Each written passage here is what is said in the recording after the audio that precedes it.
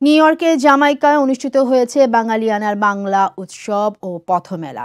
গত ৯ জুন রবিবার Jamaica Bangladesh friends সোসাইটির আয়োজনে অনুষ্ঠিত জমজমাট এই পথমেলায় নিউ ইয়র্ক সহ আশপাশের স্টেট থেকেও হাজির হয়েছিলেন শত শত প্রবাসী বাংলাদেশি।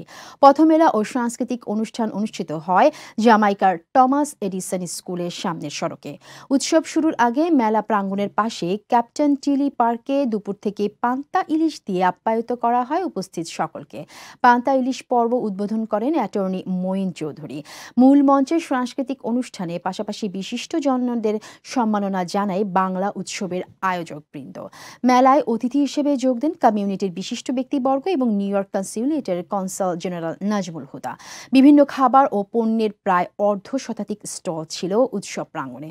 উৎসবে সঙ্গীত পরিবেশনা করেন বাংলাদেশের জনপ্রিয় শিল্পী মিলা এবং স্থানীয় সাংস্কৃতিক সংগঠন এবং শিল্পীবৃন্দ।